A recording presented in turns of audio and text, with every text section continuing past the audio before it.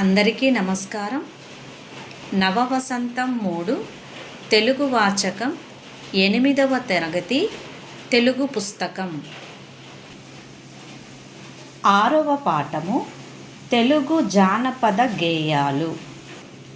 పదజాల వినియోగము Roman సంఖ్య 5లో క్రింది వాక్యాలలో గీత గీసిన పదాలకు అదే అర్థం వచ్చే మరో 2 పదాలను రాయండి.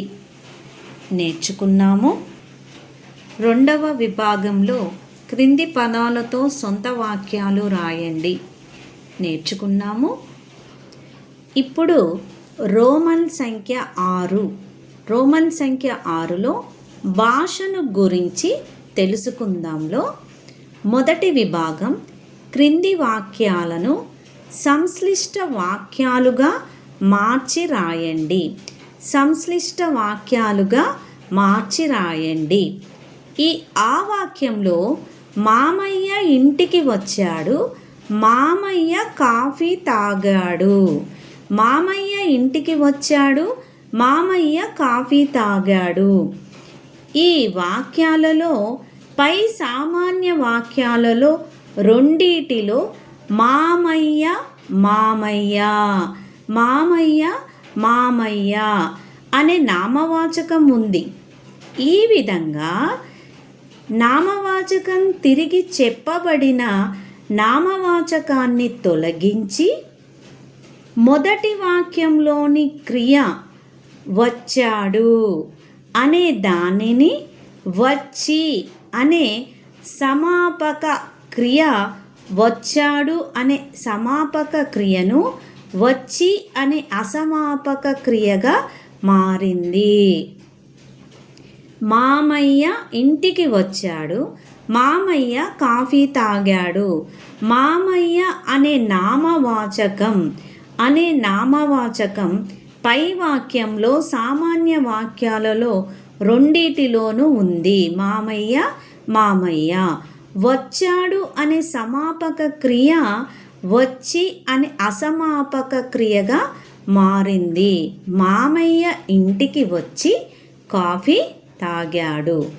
కొమ్మ విరిగిపోయింది, కొమ్మ కింద పడింది. ఈ పై సామాన్య వాక్యంలో కొమ్మ కొమ్మ అనే నామవాచకం వచ్చింది. విరిగిపోయింది అనే సమాపక క్రియ విరిగి అనే అసమాపక క్రియగా మారింది. కొమ్మ విరిగి కింద పడింది. కొమ్మ విరిగిపోయింది, కొమ్మ కింద పడింది. కొమ్మ విరిగి కింద పడింది. శత్రువులు భయపడ్డారు, శత్రువులు పారిపోయారు. పై సామాన్య వాక్యంలో శత్రువులు భయపడ్డారు, శత్రువులు పారిపోయారు.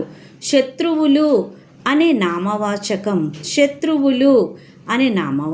పోయి శత్రువులు భయపడ్డారు.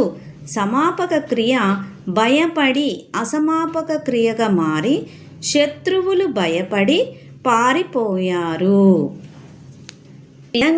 ఈ విధంగా సామాన్య వాక్యాలు సంశ్లిష్ట వాక్యాలుగా మార్చి మనం రాసాం పిల్లలు.